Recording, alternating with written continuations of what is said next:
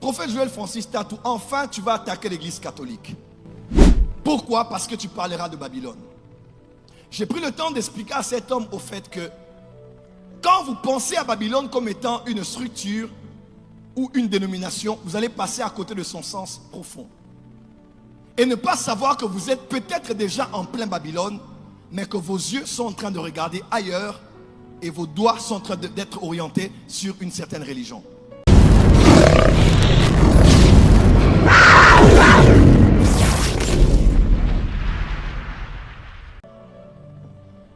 Est-ce qu'on peut avancer? Est-ce qu'on peut avancer? Dis à ton voisin, je suis d'Abraham et je me lève en cette saison pour une véritable adoration dans ma génération. Quelqu'un peut dire amen très fort. Dans ma génération. Ce royaume de Babylone a connu une renaissance puissante qui a été vue par un prophète qui s'appelait Daniel. Il avait une statue, plusieurs différents métaux qui parlaient du royaume babylonien, les Médès et les Perses, n'est-ce pas? Les Grecs et les Romains. Et c'est les Romains en bas qu'il a clairement vu l'argile qui était mélangée à un métal. Et c'est suite à la vision qu'il a vu une pierre qui est venue et qui est tombée. Et qui a renversé toute la structure. Il a vu ça. C'est ce que Daniel a vu. La vision de Daniel, la vision du roi interprétée par Daniel a plusieurs interprétations. Je vais juste ouvrir une parenthèse et la fermer. Mais elle montrait comment les royaumes et les empires allaient se succéder. Daniel a été chez les Babyloniens. Quand l'empereur est mort, les Médès et les Perses ont pris l'autorité. Après, c'est avec les Grecs, avec Alexandre le Grand. Et juste après, on a eu Jésus. Et Jésus est comme cette pierre qui est venue pour tout chambouler. Et l'Empire romain a pris fin. Mais Babylone a connu une phase extrêmement puissante au point où Dieu a même permis que Babylone soit son instrument, comme on dit dans Jérémie chapitre 51, pour aller faire quoi? Aller frapper Israël. Et une des plus grandes humiliations accordées à la nation d'Israël n'était pas que de tuer le roi, les princes ou de prendre quelques prisonniers et les emmener en exil. Il fallait détruire la vie cultuelle en renversant la présence du temple au sein de la société. Écoutez-moi très bien, je mets mes éléments en place avant de décoller. Babylone a pris des Juifs, parmi lesquels Daniel et ses amis et sa famille, ceux de la lignée royale de Juda, et ils partirent tous en Babylone pour l'exil que nous connaissons. Bref, à part la ville antique, elle a connu une grande ascension, une période d'hégémonie où ils ont eu même à vaincre la nation d'Israël. Ils ont conquis beaucoup de territoires de l'Afrique du Nord jusqu'en Asie. Ils ont conquis le monde, les Babyloniens. Et même, on parle d'Alexandre le Grand, de l'Empire perse, qui s'était inspiré et a été aussi allé mettre un de ses quartiers généraux au niveau de Babylone, où il semble pour certains qu'il y a perdu la vie. Dis avec moi Babylone. Après ça, plusieurs autres empires prennent le relais, mais bizarrement, quand nous lisons Apocalypse, on a l'impression que Babylone, ce mot Babylone revient encore, mais parlons comme d'un système plus puissant que tous les systèmes qui existent, qui aura un autre temps d'hégémonie, mais pendant la période de la grande tribulation. À l'issue de laquelle Dieu va se dire, il va maintenant juger Babylone la grande, qui est décrite comme étant la mère des prostituées. Dis avec moi Babylone. Acclame, je vais commencer maintenant.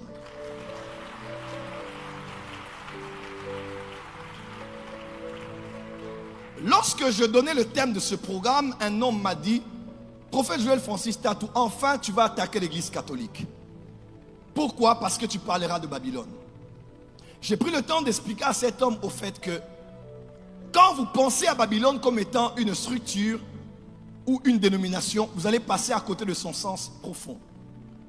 Et ne pas savoir que vous êtes peut-être déjà en plein Babylone, mais que vos yeux sont en train de regarder ailleurs et vos doigts sont en train d'être orientés sur une certaine religion. Et pourtant, vous êtes déjà peut-être vous-même en plein Babylone. Lorsque l'Empire romain a pris la place et qu'il était en période d'hégémonie, c'est en cette même période que Jésus est né. Lorsque Jésus est né en l'an 0. Il est mort en l'an 30, l'an 33. Jésus meurt. L'église naît pratiquement en l'an 33, l'an 34. L'église de Jésus naît. Parce que l'église est née juste après la mort du Messie. Lorsque l'église de Jésus naît, en l'an 70, une prophétie du Seigneur s'est accomplie. Il ne restera pas pierre sur pierre. Ici, Jésus a dit qu'il allait détruire le temple qu'il avait en face de lui. Et 70 ans après la naissance de Jésus, la prophétie s'est accomplie parce que le temple a été détruit. Et en 227, un empereur romain qui s'appelait Constantin est né. Il est né le 27 février 272. 272. Et c'est exactement en 325, lorsqu'il régnait dans les nations, que cet homme a embrassé la religion chrétienne qui avait commencé depuis 33. Lui maintenant, plus de 300 ans après, il rencontre le christianisme et enfin il décide de faire du christianisme là une religion d'État sur tout l'Empire. Alors qu'est-ce qu'il faut faire pour mettre tout le monde d'accord? Il a décidé enfin de trouver des similitudes et des dénominateurs communs dans toutes les religions de tous les peuples qui avaient autour, qui étaient conquis par l'Empire, pour permettre à tous les peuples de se retrouver plus ou moins dans une religion similaire. Et surtout similaire à celle qu'il avait embrassée. Ainsi, les fêtes que nous connaissons, ainsi la présentation que nous avons, parce que c'est quelqu'un qui avait finalement accepté que d'autres religions soient incluses au christianisme. Je n'entrerai pas dans ce débat, j'en ai déjà parlé plus d'une fois dans les récentes assemblées générales des Sentinelles. Bref, il a décidé de faire alors de la religion chrétienne une religion d'État. C'est là qu'est né le catholicisme romain. Et quand le catholicisme romain est né, il n'est pas que né pour faire avancer les desseins de Dieu. Parce que, croyez-moi, par le catholicisme, beaucoup de choses ont été avancées dans le christianisme. Mais seulement, comme le système babylonien, Babylone n'est pas qu'une ville, mais un système, il avait quitté l'époque antique. Il est venu à l'époque de Daniel pour conquérir Israël. Babylone a trouvé un moyen, comme un système, de trouver l'émergence dans cette phase-là, lorsque l'église catholique est née. Le système babylonien est entré et a commencé à faire route ensemble avec le christianisme d'antan. Et quand vous lisez bien, vous faites une comparaison entre ce que était l'église dans Acte 2, Acte 4, Acte 8, Acte 12, Acte 15, Acte 19, et ce que l'église est devenue 300 ans après sa naissance. L'église avait totalement changé. Et elle avait changé dans plusieurs points, mais je ne vais pas m'attarder à autre chose. L'église avait changé dans un point. Et un point principal, c'est le point que l'on appelle la structure apostolique. Je répète, la structure apostolique. Dis à ton voisin, l'église apostolique était morte. Dis à ton voisin, la structure apostolique était morte. Plus fort, dis la structure apostolique était morte. Plus fort, la structure apostolique était morte. En quittant la ville antique, en passant par cette phase où elle a conquis Israël, au point d'emmener les Juifs en exil, lorsque le système babylonien, de manière très sournoise, a trouvé une phase de renaissance, et elle a connu une renaissance par la naissance du catholicisme romain, même si vous ne le croyez pas, vous allez le voir, quelque chose a été attaqué fondamentalement dans l'église. Au-delà de la doctrine, quelque chose a été attaqué fondamentalement. Elle s'appelle la doctrine, elle s'appelle la structure. Et pourquoi Babylone avait touché la structure? Parce que Babylone est une ville qui a été initiée par un constructeur, initiée par un bâtisseur. initié par un maçon, initié par quelqu'un qui connaissait la valeur de mettre chaque chose à sa place quand on veut élever une ville ou élever une structure. Tu n'es pas encore avec moi. Au point où quand Dieu l'a confondu, ils ont arrêté de bâtir la ville. Dieu a dit, je vais alors susciter quelqu'un qui lui n'adorera pas d'autre Dieu, il adorera le seul vrai Dieu. Et dans Hébreux 11, on dit, quand Abraham partait, qu'est-ce qu'il faisait? Abraham croyait en une cité qui allait arriver, dont Dieu allait être l'architecte et le constructeur. Parce que le combat de Babylone est le combat des architectes, le combat des constructeurs et le combat des structures. Et Abraham voyait une cité qui allait être conçue, organisée par Dieu. Et il voyait cette cité qui était en train d'arriver. Matthieu 1, verset 1, il est écrit, généalogie de Jésus-Christ, fils d'Abraham, fils de David. Et il vint d'Abraham. Et dans son sang coulait aussi cette espérance de voir une cité qui allait être bâtie et construite par Dieu. Et avant d'en arriver à vivre éternellement dans cette cité, qu'on appelle la nouvelle Jérusalem. Parce qu'il y avait l'ancienne qu'il avait rencontrée par l'homme qui s'appelait Melchisédek. Et avant d'y arriver, le descendant d'Abraham, dans Matthieu 16, a dit ceci. Qui suis-je? Que dit-on de moi, moi le Fils de l'homme? Pierre, après débat et délibération, a dit, tu es le Fils de Dieu, vivant. Tu es le Christ. Et Jésus a dit, Pierre, sur ces pierres, je bâtirai mon église. Je bâtirai mon église. Le descendant d'Abraham a parlé comme un bâtisseur, a parlé comme un constructeur, a parlé comme un architecte. Je bâtirai mon église. Il pensait à l'église comme un édifice, comme un temple, comme une maison, comme une structure, comme une architecture. Parce que dans cette lignée-là, il y avait l'espérance de bâtir quelque chose de solide dont Dieu lui-même sera l'architecte. Et Christ a bâti son église. Là, nous sommes dans Actes chapitre 2. Quelqu'un me suit? Dans Actes chapitre 2, l'église de Jésus est née. Quand l'église de Jésus est née, Jésus a annoncé l'église, a enfanté l'église, mais c'est l'apôtre Paul qui a expliqué l'église. Là, nous sommes dans Éphésiens chapitre 2 et chapitre 4. L'apôtre Paul dit ceci. En concernant cette église-là, cette église a été édifiée sur le fondement des apôtres et des prophètes. Dans Actes chapitre 4, il dit, en fait, cette église-là, pour qu'elle soit coordonnée et s'élève comme un temple saint, Christ, qu'est-ce qu'il a fait? Il a laissé des apôtres. Il a donné des apôtres, des prophètes, des pasteurs, des évangélistes et des docteurs. Pour qu'eux travaillent pour l'édification, pour édifier, pour construire, pour bâtir cette église avec le Seigneur, car c'était son plan. Et le travail a commencé dans l'ère apostolique. Il y avait des apôtres à Jérusalem. Acte 11, il y avait des prophètes qui venaient de Jérusalem qui étaient allés à Antioche. Acte 13, il y avait des docteurs et des prophètes à Antioche. Quelqu'un est avec moi? Acte 15, verset 32. Jude et Silas qu'on avait envoyés après le concile étaient tous des apôtres. Quelqu'un est avec moi? Acte 3, acte 8, on avait Philippe qui s'appelait Philippe l'évangéliste. Acte 12, on a Jacques qui n'était pas que apôtre mais qui était aussi pasteur à l'église de Jérusalem. Donc on avait les 5 ministères qui travaillaient très bien dans l'ère apostolique. Pourquoi? Pour parfaire les saints afin d'élever spirituellement ce temple et cette maison spirituelle qu'on appelle l'église. 300 ans après, plus de 300 ans après, quand l'église est devenue catholique romaine, une chose a été touchée, apôtre Michael, c'était la structure. C'était les colonnes mères d'un temple. Les murs porteurs d'un édifice.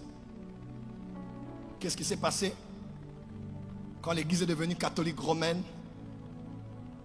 Nous avons eu la cessation des 5 ministères. À la place, plus d'apôtres, plus de prophètes, plus de pasteurs, plus de docteurs, plus d'évangélistes. À la place, on a eu autres. On a eu des papes, des archevêques, des cardinaux, des évêques, des monseigneurs, des moines, et j'en passe. On peut dire que c'est organisationnel. Mais ceux qui sont prophétiques, quand ils lisent l'âge de l'Église, ils savent très bien que l'Église avait été frappée. Dans quoi? Dans sa structure.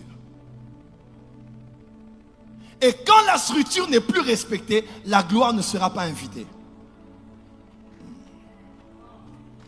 Quand le plan architectural n'est plus à sa place, n'est pas respecté, la gloire ne sera pas invitée.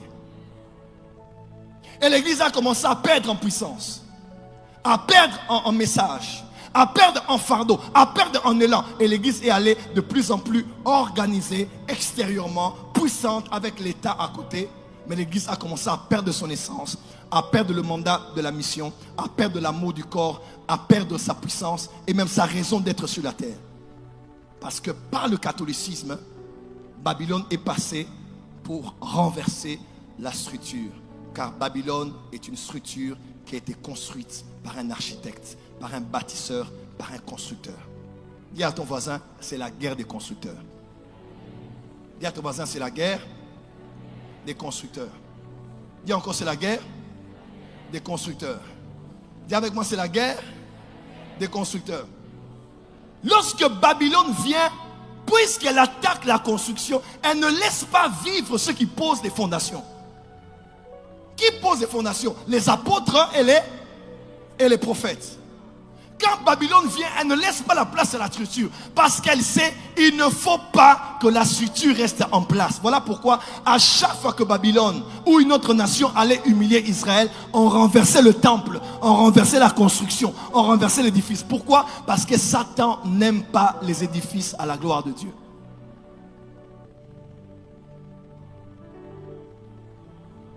Et la structure apostolique a été éliminée pendant plusieurs siècles, jusqu'à ce que la réforme protestante vienne et que 95 thèses soient écrites à Wittenberg par un homme qui s'appelait Martin Luther, qui avait décidé de mettre fin à ce système. Le système est toujours là et le protestantisme a commencé au XVIe siècle et jusqu'à ce jour. Le protestantisme a aussi mis au monde plusieurs autres courants spirituels. Et nous, on peut s'appeler les charismatiques. Nous sommes, pasteur David Thuneau, la plus jeune expression du christianisme depuis que le christianisme existe. L'église primitive n'a fait que pratiquement 200 à 300 ans. Après, c'était le catholicisme qui existe jusqu'à aujourd'hui. Le protestantisme depuis le XVIe siècle jusqu'à aujourd'hui. Et nous, les charismatiques, nous sommes la plus jeune expression, la cadette de toutes les expressions du christianisme qui existe. Donc ne pensez pas que le christianisme a commencé par nous. Il y a plusieurs autres expressions du christianisme, les calvinistes, les luthériens, les baptistes, les anabaptistes, plusieurs autres, les pentecôtistes, n'est-ce pas? Les pentecôtistes, les baptistes et ainsi de suite. Et nous sommes la plus jeune expression du christianisme. Qu'est-ce que Babylone a fait? Babylone a tué la structure. Dis avec moi la structure. Je ne t'entends pas dire à ton voisin, il n'y a pas de gloire sans structure. Dis encore, il n'y a pas de gloire sans structure. Dis encore, il n'y a pas de gloire sans structure. Dis avec moi, c'est la gloire qui appelle la structure. Écoute-moi, si tu veux voir la gloire de Dieu, tu dois respecter la structure de Dieu. Et Christ avait une structure préétablie pour la forme qu'il voulait de l'Église qui allait dominer dans le monde et gagner les nations. Une structure à laquelle il pensait. Et cette structure a été renversée. Les 5 ministères ont été renversés. Les apôtres et les prophètes ont été renversés pour laisser la place à autre chose. Voilà pourquoi je parlais à un ami évêque. J'ai dit, je respecte ton évêché. Mais est-ce que quand Jésus t'est apparu, quand il t'avait appelé, il t'avait dit, je t'appelle à être évêque? Il m'a dit non, il m'avait dit d'être évangéliste. J'ai dit voilà, je respecte ton rang et ta fonction d'évêque. Mais si ta dimension épiscopale est en train de flouer l'appel principal que tu avais quand Dieu t'a appelé, alors ton évêché est dans le système babylonien. Oh, tu n'as pas dit amen là où tu es. Parce que Christ a donné à l'église des apôtres, des prophètes, des pasteurs, des docteurs et des évangélistes. Pourquoi? Parce que les 5 ministères sont les 5 doigts de la main de Jésus que Jésus utilise pour nous sortir de l'enfance, de l'esclavage et nous emmener à la liberté et à l'héritage des enfants de Dieu. Voilà pourquoi Dieu avait dit à Moïse, je sais que pour mes enfants quittent l'Égypte et puissent entrer dans l'héritage à Canaan, ils ne pourront pas sortir de là si ce n'est par une main puissante. Parce que la main que Dieu a utilisée dans l'Ancien Testament était les 5 ministères qu'il utilise au Nouveau Testament. Dis avec moi la main de Dieu. Dis encore la main de Dieu. Dis encore la main de Dieu. Dis encore la main de Dieu. Quand Dieu voulait faire alliance avec Abraham, Abraham a offert 5 sacrifices à Dieu. Quand Josué devait aller conquérir Canaan, il a vaincu 5 rois. Quand Dieu voulait établir la prêtrise, il a pris Aaron et ses 4 fils. 1 plus 4 est égal à 5. Pourquoi 5? Parce que les 5 sont les 5 doigts de la main de Jésus. Les apôtres, les prophètes, les évangélistes, les pasteurs et les docteurs, ils travaillent pour prendre l'église de l'enfance et la faire asseoir à Cana, dans son lieu où elle n'est plus Népios, mais où elle est Ouios. Galates chapitre 4. Parce qu'aussi longtemps qu'un enfant un héritier est un enfant, ils n'y firent pas d'un esclave. Et ils étaient esclaves en Égypte. Pourquoi? Parce que c'était des enfants. Et il fallait la main de Dieu. Voilà pourquoi Satan a tout fait pour que la main disparaisse. À la place, on met des monseigneurs, des cardinaux et plusieurs autres titres qui n'ont rien à voir avec ce que Christ avait établi dans Éphésiens chapitre 4. Les 5 doigts de sa main qui travaillent chacun dans son domaine. L'apôtre a un rôle, le prophète a un rôle, le docteur en a, le pasteur en a, l'évangéliste en a. Si les 5 ne travaillent pas, l'église ne pénétrera pas, n'entrera pas. Ainsi, il n'y a pas de réveil du temps de la fin tant qu'il n'y aura pas de réveil des 5 ministères. Parce que les 5 ministères sont la structure que Dieu a établie pour parfaire et pour élever la maison qu'on appelle l'église. Tu n'as pas dit amen là où tu es. Voilà pourquoi je prophétise ici que les 5 ministères se lèvent. Ton amen n'est pas arrivé ici. Que les évangélistes se lèvent. Que des prophètes se lèvent. Que des pasteurs se lèvent. Que des docteurs se lèvent. Que des apôtres se lèvent. Dis amen fort que je t'entends. Dis avec moi la structure. Il a dit à Moïse, regarde et tu feras le tabernacle selon le modèle. En hébreu c'est aussi le mot selon la structure. Et lorsque Moïse a fini de construire le tabernacle selon la structure, la Bible déclare que la gloire et la nuée se sont invitées et sont entrées dans le tabernacle. Tant qu'il n'y a pas de structure respectée, il n'y a pas de gloire invitée. Si on veut voir la gloire de l'église primitive, on doit respecter la structure de l'église primitive. Il est plus que temps que les 5 ministères se lèvent.